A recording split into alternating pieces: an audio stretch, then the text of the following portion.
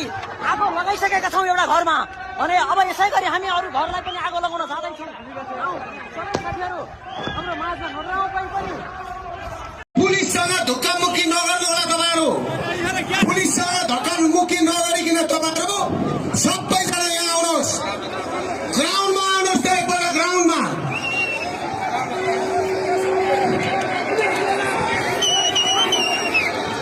र म प्रहरीका साथीहरूलाई के भन्छु भने अब तपाईहरु अश्रु ग्यास प्रयोग गर्ने काम नगर्नुहोस्। यो घरमा लुकेर ढुङ्गा हान्ने अश्रु ग्यास हान्ने काम नगर्नुहोस्। राष्ट्रवादी साथीहरूले अफिसमा लागेको आगो निभाउनु भएको छ। सुरक्षाकर्मीहरू अफिसमा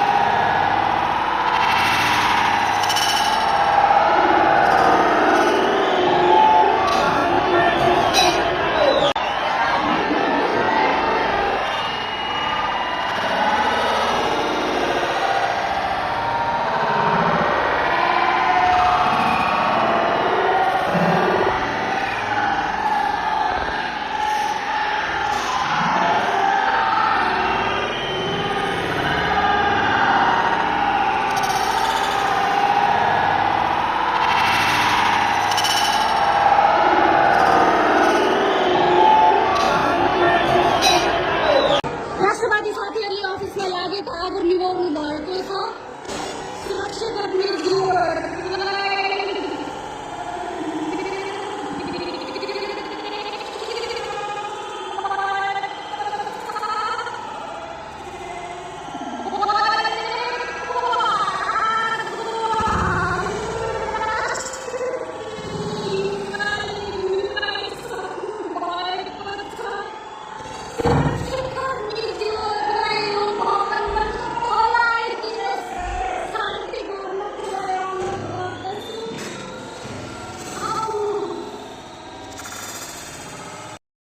राष्ट्रवादी साथीहरूले अफिसमा लागेको आगो निभाउनु भएको छ।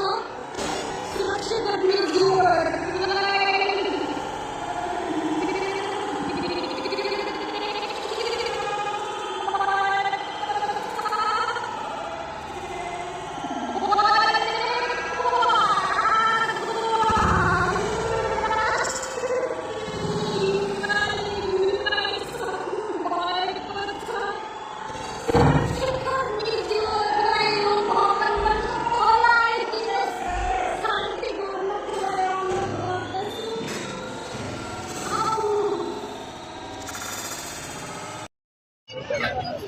यो मुझे मेन भनेको यी मुझे खाते रन्डी भनेर यो मुझे हेर न 1 2 न्यू टी शर्ट लगाउने मेन भनेको त्यही हो।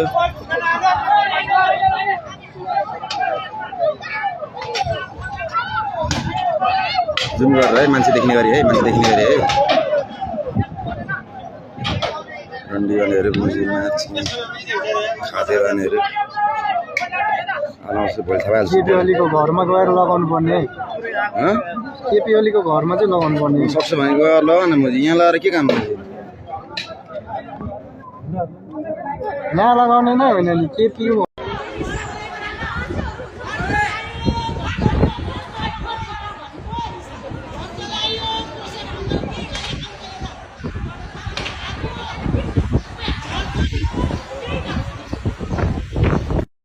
राष्ट्रवादी साथीहरूले अफिसमा लागेको आगो निभाउनु भएको छ। सुरक्षाकर्मीज्यूहरूलाई मेरो भिडियो देखिरहनु भएको छ। राष्ट्रप्रेमी युवाले निभाइसक्नु भएको छ। सुरक्षाकर्मीज्यूहरूलाई यो भवनबाट तल आइदिनुहोस्, शान्ति गर्नको लागि अनुरोध गर्दछु। आउनु।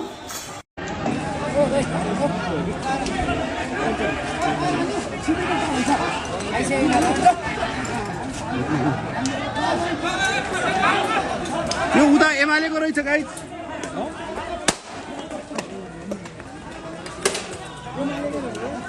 एमालेको यो यताको उताको कुन यताको चाहिँ कुन रहेछ? क्यापी चोर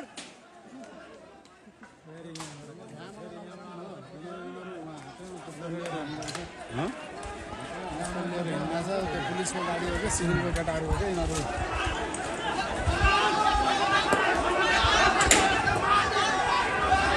ए पुलिसलाई चाहिँ लखाटे रहेछ यार।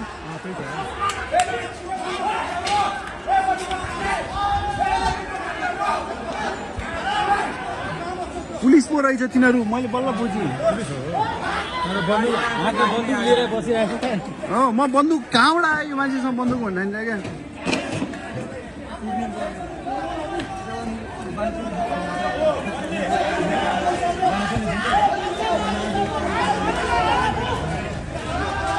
उहाँ छतबाट असुल्केर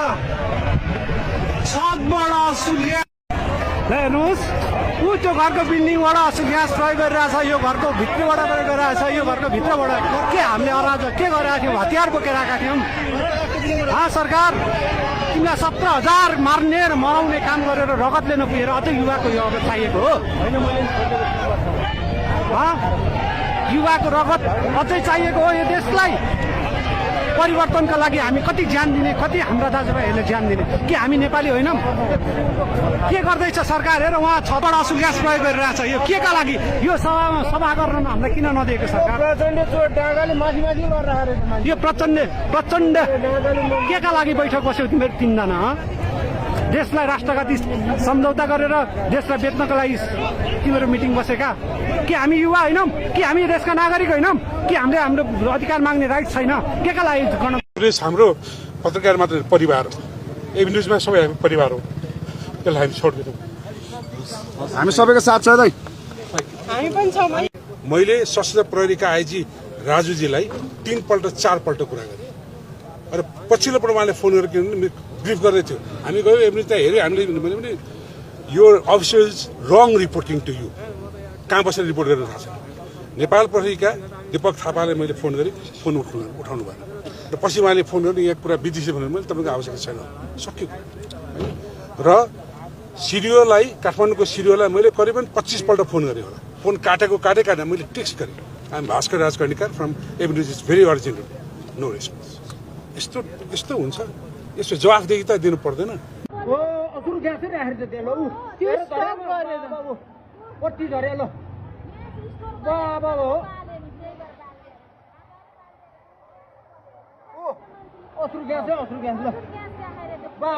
हेर त ल कति ल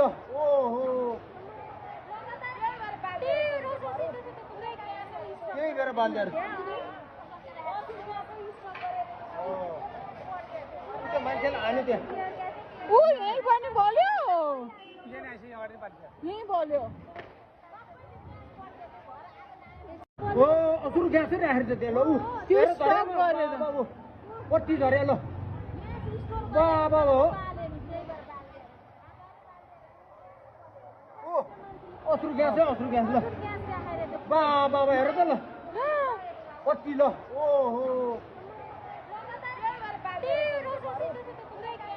त्यही भएर बाल्दार मान्छेलाई हान्यो त्यहाँ। यही पनि बोल्यो, यही बोल्यो।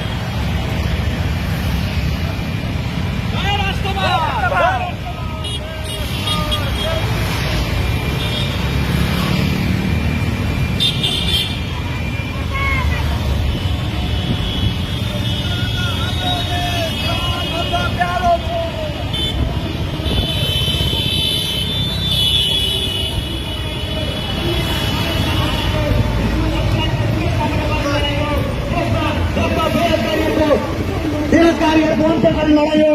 देशमा बेचिएका उद्योग धन्दा कल कारखानाहरूलाई फेरि पुनः सुचारू गर्ने अभियान हो। त्यसैले यस्तो राष्ट्रिय अभियानमा सम्पूर्ण नगरवासी राजनैतिक दिदीबहिनीहरू साथीहरू हरेक किसिममा हामी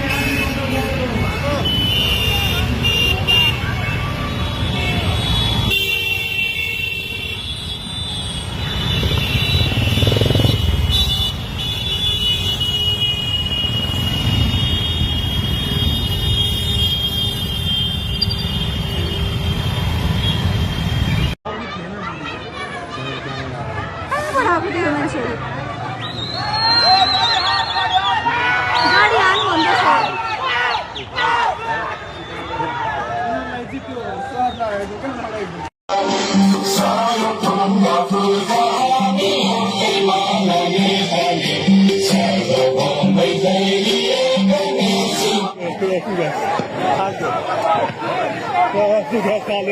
कसले फाल्यो